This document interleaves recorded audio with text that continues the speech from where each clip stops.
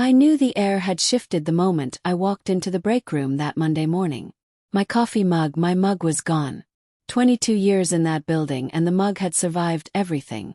2 office remodels, 3 CEOs, a small kitchen fire, even the time someone mistook it for a measuring cup during a bake-off. But now it sat in the trash, cracked in half, tossed aside like I was already a ghost in my own workplace. That was the first sign. The second came later that day when Daniel Whitmore, our brand new CEO, strolled through the halls like he owned the oxygen. Fresh off the board's vote full of buzzwords and expensive cologne. He shook hands with the interns, but barely nodded at the people who'd built the company brick by brick. He didn't look at me once. Maybe that should have been comforting. After all, invisibility had always been my armor. People forget that the quiet ones aren't weak. They're watching, recording, remembering. But something about his smile told me invisibility wasn't going to save me this time. "We're realigning resources," he said at the company town hall. "Future-facing initiatives. Bold transformation." Those words never mean what people think. They don't mean innovation. They mean cuts. They mean somebody like me, steady, experienced, loyal, becomes an expense instead of an asset. Daniel started small, the way they always do, canceling recurring check-ins, redirecting my approvals to junior hires who couldn't tell a purchase order from a lunch receipt. Meetings would mysteriously forget to include me on the invite. Little cuts, paper cuts, the kind that don't kill you outright but bleed you slow. Seen it before. New leadership storms in, eager to prove they're worth the salary. They clean house not because the house is dirty, but because they need to rearrange the furniture to leave their mark. And people like me, the ones who fix the leaks before anyone notices water on the floor, we don't make good headlines. So I started pulling back. Not sabotaging, just not saving the day as quickly. If someone sent an urgent email at 6 a.m., I didn't answer until 9. If a contract came in missing signatures, I let it sit on the wrong desk for a day or two. And sure enough, the cracks began to show. Payment cycle delayed. Compliance checklist skipped. A client asking why documentation wasn't ready on time. The little fires I used to put out quietly now smoldered long enough for smoke to rise. That's when I noticed Daniel watching me from across the open office one afternoon, eyes sharp, calculating like he'd already decided my fate. And in that moment, I knew it wasn't about performance. It was about optics. He wanted younger, cheaper, flashier. He wanted culture alignment. I was just the fossil in his way. I didn't panic. I didn't beg because buried deep in the back of my mind was a memory. A meeting from almost 2 decades ago with a junior attorney who rolled his eyes as I insisted on a clause in my original contract. "This is excessive," he'd said at the time. "Good," I'd replied. "Then it won't cost you anything." And so I waited. The termination came on a Thursday morning. Daniel summoned me into the glass-walled conference room, sterile as a hospital. A cardboard box sat on the table, empty, waiting for my belongings. He didn't waste time. "Miranda," he said, voice flat, rehearsed. "We're cutting costs. Your badge now. No thank you for 2 decades of loyalty. No handshake. Just the script." I didn't flinch. I didn't argue. I just opened my laptop, typed one email and pressed send. Attached was a single file from my cloud folder employment _contract _1 PDF to my lawyer. Subject terminated today. Body C page 19 clause 14C. I closed the laptop gently like I was tucking it in for a nap. 7 minutes later my phone buzzed. My lawyer had replied all, not just to me, but to the general counsel's office, the CFO's assistant, and yes, Daniel himself. Attached was my original contract, highlighted, annotated, airtight, a clause they'd forgotten, one that stated, "In the event of involuntary termination after 15 years of continuous service, all unvested equity shall vest immediately at market value on date of termination." The company stock had soared in the last 5 years. My payout just over $10 million. That's when the CFO stormed into the room, face red, papers trembling in his hand. "Who approved this?" he roared. "We can't pay this. We can't afford it." Daniel's smirk faltered. The silence that followed was heavy, like the sound of a trap door creaking open under his feet. And me. I just sat there, hands folded neatly, heart steady, because this wasn't revenge. This was protocol, and they had just activated it. The CFO's voice kept bouncing around that glass box long after he left, like the room was still arguing with itself. Daniel tried to keep his jaw steady, but his reflection in the window gave him away. The kind of smile you put on when a photo is taken just as your chair tips over. I didn't feel the silence. I didn't owe it any words. My phone buzzed again. Another reply, all from my lawyer, clean as a scalpel. Acknowledgement of receipt from legal, request for wire instructions, and a line that read, per the contract, acceleration is immediate. No NDA is contemplated. The phrase, no NDA, landed like a teaspoon hitting a bell. Everyone hears it. Everyone looks up. Let me pause for 1 second since we're being honest with each other. If you're still watching and not subscribed, don't be the executive who trusts a summary slide. Hit subscribe. Read the fine print in your own life. Now, back to the building that suddenly remembered my name. I walked out with the box they'd staged for me. Not because I needed it, but because it felt polite to let their story finish its sentence. The hallway did that thing it always does when a quiet person becomes loud without raising her voice. Eyes lifted over monitors, chairs swiveled, a cough that sounded like a question. Kept my gaze forward. The elevator dinged once. Doors opened like they'd been waiting for this moment, too. Downstairs, I sat in my car and watched emails bloom on my screen. Legal wanted to clarify intent. HR wanted to discuss alternatives. Finance wanted a temperature check on settlement posture. It's a corporate dialect. A lot of words that never touch the ground. I answered none of them. My lawyer already was.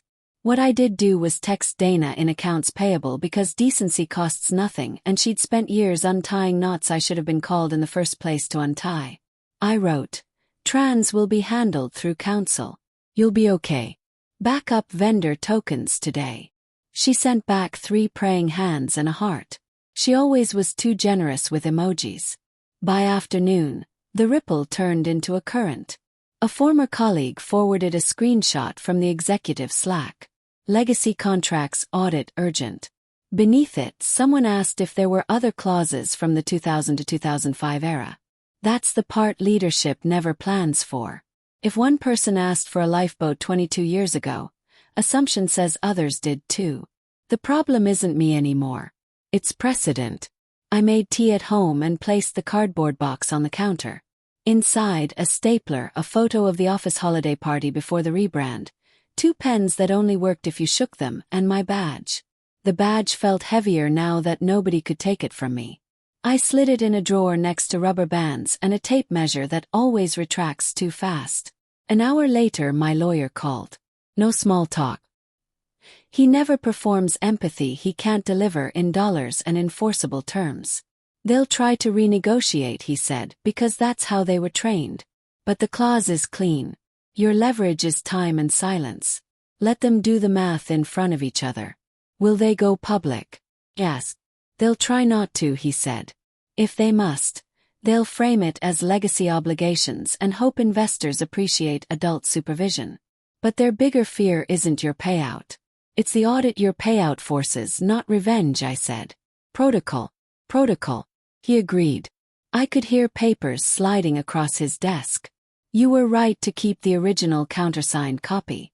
I thought about that conference room from decades ago. The junior attorney who told me no one is terminated after 15 years without a soft landing. I didn't argue then. I asked for a sentence in a document and filed it where future me could find it.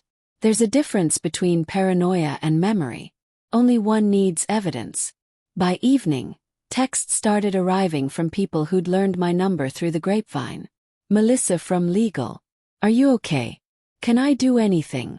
Nico, a junior analyst I'd helped with a report once. Hey, not sure if this is related, but I found a compliance discrepancy in HR's classification archives last week. Should I be worried? I told him to send everything to legal with a read receipt and keep his head down. You don't need to be a hero. You need to remain employed. A recruiter I hadn't heard from in years wrote, "Coffee this week?" I laughed. The timing is always precise when people learn you're suddenly interesting. Around sunset, an email popped in from Daniel's assistant. Short and chirpy. Daniel would love a quick chat to align on a path forward. Line. Another word that never touches the ground. My lawyer replied before I could. All communications through counsel. 3 minutes later, the assistant asked for my lawyer's availability. Tomorrow morning. There's a rhythm to panic. Comes in quick asks and calendar holds labeled temp. Here's the part that made it real for me. Not the money, not the reply all, not the CFO's panic. It was a message from Facilities Eddie. He wrote, "Place feels different without you." We switched the light sensors back to the longer timer. People were waving their arms in the dark. I sat with that for a while. The lights only know to stay on when someone moves. Most of my career had been making systems stay lit without any performative waving. That night, I opened my old onboarding folder for the first time in years. The checklists I wrote, the runbooks for outages, the procurement matrix that explained why vendor A could never replace vendor B without a compliance patch. All of it was labeled plainly, not because I'm tidy, but because confusion charges interest. Somewhere in that building, people were discovering that clarity is not a soft skill. Before bed, I typed a note to myself. Not a manifesto, just a sentence I wanted to carry into whatever came next. Don't let anger rewrite the facts. It's easy to mythologize what happens when the people in charge learn they've been looking past the person holding the safety pins. But nothing magical happened here. I read something everyone else stopped reading. Kept proof. I asked for help from someone trained to pull the right thread. If there's a message buried in this, it's not get even. It's get exact. You don't need to set the building on fire when the wiring diagram is already public record. In the morning they would escalate to the board. Someone would say exposure. Someone would say fiduciary. Someone would ask who else had a clause like mine. And while they spoke a language that circled itself, I would pour coffee in a mug that wasn't cracked and wait for a wire transfer that wasn't optional. I didn't fall asleep smiling. I fell asleep tired. The particular tired you feel after carrying something heavy for years and finally putting it down where it belongs. By Tuesday morning, the storm had moved from whispers to tremors. I didn't need an office badge anymore to know what was happening inside. Corporate panic has a scent. It leaks through emails, urgent meeting invites, and those accidental BCCs people send when they're typing too fast. The first came at 7:42 a.m. A former colleague forwarded me a screenshot from an internal Slack channel, accidentally posted in company announcements instead of the private executive thread.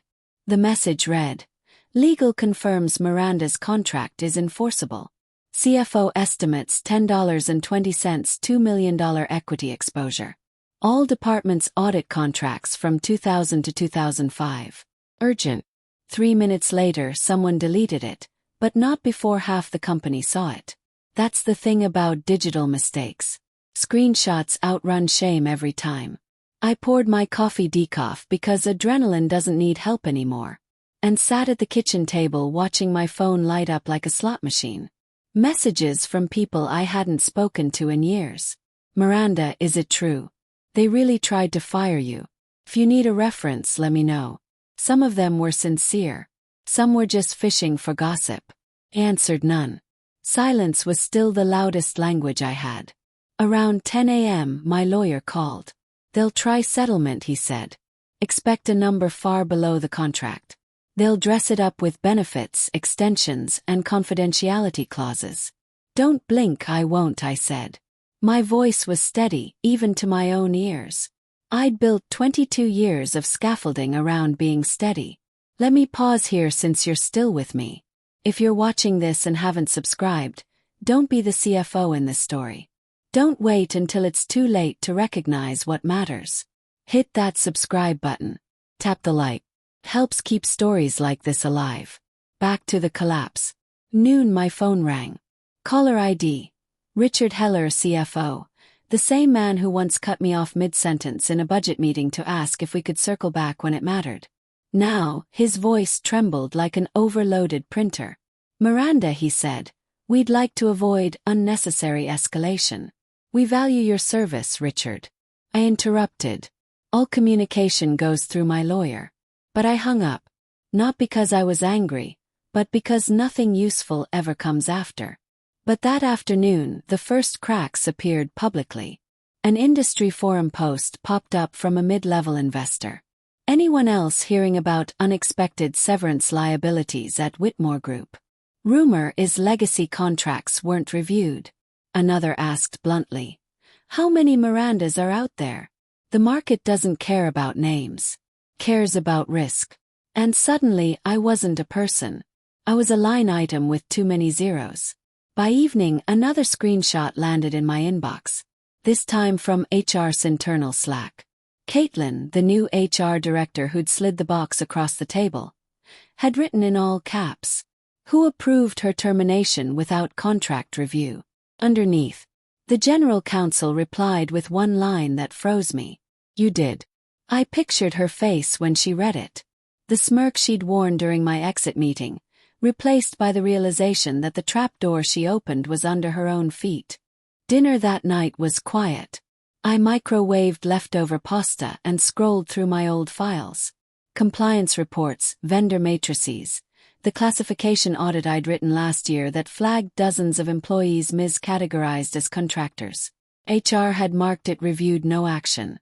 Now I wondered if Nico, the young analyst, had stumbled on the same document. If so, the equity payout wasn't the board's only problem. The next morning confirmed it. A message from Nico. Legal just pulled my audit trail. They know HR ignored classification issues. Everyone's panicking. Am I safe? Type back. Keep records. Say nothing. You'll be fine because panic loves company. But it eats juniors first. By midweek, the board convened an emergency session. I didn't see it, of course, but another accidental forward found its way to me. A draft slide deck. Title: Legacy Compensation Exposure Preliminary Findings. Bullet points. Clause 14C enforceable. Estimated liability $10.2 million immediate. Potential additional contracts 6 to 12. Risk of investor disclosure high. At the bottom, someone had written in red root cause HR bypass compliance review. Termination executed without legal routing. That was Caitlin's signature, her shortcut, her arrogance. I didn't smile. It wasn't joy. It was inevitability. That night, I sat by the window with a cup of tea, watching the streetlights flicker on. 22 years, I had been their invisible backbone, their silent scaffolding. They called me outdated, but they had built their empire on the systems I designed, the protocols I protected, the fine print. I had the audacity to read. Now, those same systems were turning on them. Not because I sabotaged anything, but because gravity doesn't need sabotage. You pull the wrong beam and the collapse happens on its own. I whispered to myself, almost like a prayer. Don't get angry. Get exact. The storm wasn't over. It was just beginning. By Thursday morning, the building I'd left behind was rattling like a machine with loose bolts. I didn't need insider access. Panic has a way of broadcasting itself. Vendors started calling me directly. My number must have survived in some contract appendix. One asked, "Miranda, did you archive the back-end tokens?" "We can't process the payment batch." I hadn't. That was never my job. My job was to keep those systems patched, documented and stable. But when they cut me loose, they also cut loose the one person who knew how to restart the engine when the lights blinked red. By noon, 2 clients flagged failure to provide contractual deliverables. That's corporate language for "we paid. Where's our stuff?" Normally I would have fixed it in minutes. Now I sat in my kitchen with a cup of tea, watching the notifications roll in like weather alerts. Let me pause here for 1 second. If you're watching this and haven't subscribed yet, don't wait until your own scaffolding disappears. Hit that subscribe button. Stay prepared because silence is only dangerous when you don't know what it's holding up. Back to the unraveling. The first public crack came from an industry blog that posted Whitmore Group experiencing operational instability following senior staff departures. Departures, plural. They didn't even know I was the only one gone. That's how invisible I'd been. One person mistaken for many. That evening my lawyer called. His voice was calm, almost amused. "They're drafting a settlement offer," he said. "Expect a round number, maybe $1 million, wrapped in a confidentiality agreement. They think fear of bad press will make you fold." "They still don't understand," I said. "This isn't about anger. It's about protocol." "Exactly," he replied. "And protocol doesn't negotiate down." The offer arrived the next morning. 1.2 million, 3 months health insurance, and a non-disclosure agreement. My lawyer responded in 4 words. Clause 14C. No NDA. Within the hour, Richard, the CFO, called again. His voice cracked like static on a weak signal. "Miranda, please, let's be reasonable. If this goes through, the board will have to restructure." "Sounds like a governance issue," I said. He didn't laugh. By Friday afternoon, things had spiraled. A junior HR rep accidentally posted a message in the wrong channel again. "GC confirms there are at least 5 more contracts with acceleration clauses. Immediate liability estimated at $48 million. Board furious. 5 more Mirandas." I wasn't an anomaly. I was Prec. I thought back to that junior attorney years ago who rolled his eyes at me. Maybe 5 others had pushed back the way I had. Maybe they too had quietly insisted on clauses no one thought would matter. Now those forgotten sentences were landmines under the boardroom table. Dinner that night was soup and bread. Simple. I didn't need champagne to celebrate. Watching arrogance catch up with itself was nourishment enough.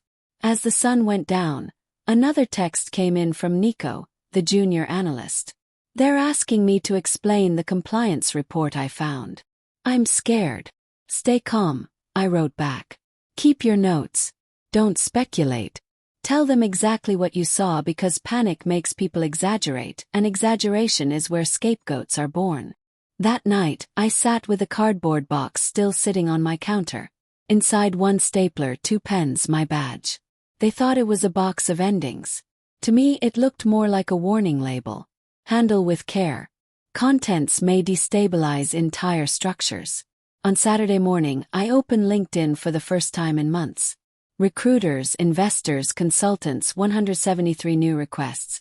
One message called me the compliance oracle. Another asked if I'd consider speaking at a conference about operational resilience. Funny how quickly a relic becomes an oracle when the lights go out. But I wasn't chasing validation. I was watching gravity do its work. That afternoon, another email reached me by mistake. A draft memo to the board. Immediate requirement. All involuntary terminations above grade level 9 must undergo compliance review. Effective immediately. My name wasn't on the memo, but I didn't need it to be. I had become the lesson etched into their protocols. As the weekend closed in, silence filled the hallways of the company I'd once held together.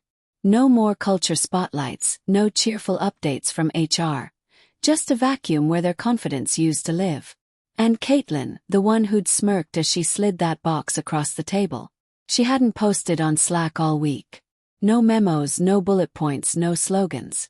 She'd gone radio silent, likely buried in a war room, trying to invent a time machine that could undo her signature. But there's no undo button on arrogance. By Sunday evening, my lawyer sent me one final text. "They've escalated to the board. Expect a revised offer. Larger, no NDA. They're bleeding and want it quiet."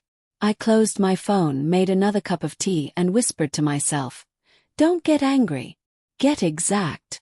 Because the storm hadn't passed yet. It was only circling closer. By Monday afternoon, the building had that evacuated look, even in photos. Friend sent me a picture from the lobby.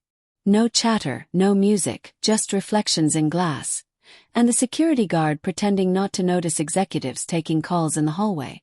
You can't photograph a meltdown, but you can catch its posture. My lawyer called first. "They've moved past negotiation and into triage," he said. "Revised terms incoming. Board level sign-off." There was a pause. Papers moving. Prepare for full acceleration per the clause. Doubled cash to avoid delay. And importantly, no NDA. Protocol I set out of habit. Protocol, he echoed like a benediction. The offer arrived 10 minutes later. It wasn't triumphant. It was clinical. Wire confirmation within 48 hours. Benefits bridge without conditions. No confidentiality or disparagement clauses. A line at the bottom. This agreement resolves all obligations under the original contract without admission of fault. I read it twice, then once more out loud. It wasn't an apology. Corporations don't do apologies. They do math. But the math spoke.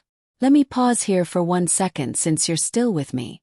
If you've made it through this story and haven't subscribed yet, now's the time. Don't leave your own fine print unread. Hit subscribe, tap like, and tell someone who needs to hear this. Quiet does not mean weak. Back to the signature. I signed with a digital pen that never shakes. My lawyer countersigned, forwarded, and CC'd the people who prefer carbon copies over accountability. Within minutes, a calendar invite appeared. Transition access 24 hours. It was funny in a tired way. The systems I kept alive longer than some careers now offered me a goodbye tour. I logged into my old inbox for the last time. The flood was immediate. Requests to pick my brain, to share historical context, to help us understand the procurement matrix. I replied to none of them. I wasn't withholding. I was done. I drafted one email instead. Subject line, final note. Kept it short. To Ops AP Support Legal. You'll be fine if you respect process. Document everything. Don't wave your arms to keep the lights on. Fix the sensor. If you're overruled, write it down. If you need help, ask early. Take care of the place. I won't be watching, but someone will. Miranda, I sent it and logged out. It felt like setting down a box I'd carried too long without saying it was heavy. An hour later, another screenshot reached me. An all-staff email from operations. Effective immediately. Any involuntary termination at grade 9 and above requires compliance routing and legal review.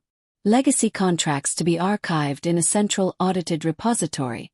Retraining for HR on classification law. No one wrote my name, but it was there between every line like watermarking. Caitlin disappeared from the org chart that afternoon. No grand announcement, just a sterile message from People Ops. We thank Caitlin for her contributions and wish her the best in her future endeavors. I pictured the cardboard box she once nudged toward me. I wondered who slid it toward her. Maybe no one. Maybe the box packs itself when a signature carries enough weight. The CFO called one last time, this time through my lawyer's line. He didn't posture. We've processed the wire, he said. You'll see it by morning. There was a weary honesty to him I hadn't heard before. For what it's worth, this forced us to fix things we should have fixed years ago. It wasn't contrition exactly, but it wasn't spin either. Good, I said. Then it won't cost you anything next time, he exhaled. Fair. When the wire hit, it was numbers on a screen, not fireworks.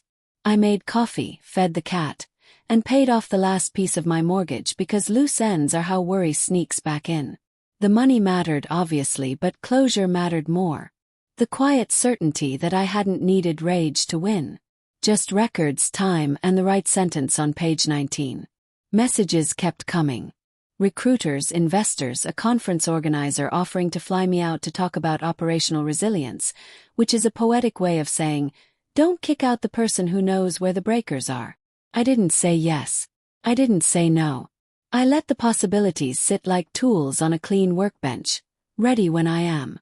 I took a walk past the building that evening, not to gloat, just to make sure it still existed in the ordinary world. Did. A delivery truck idled. Someone held the door with a foot while balancing coffees. Life doesn't stop for board minutes or settlement wires. Just keeps moving, indifferent and exact. I stood across the street and put my badge in my pocket. The plastic warm from my hand. I didn't drop it in their bin. Took it home. Reminder, not a trophy. Here's the message I promised you.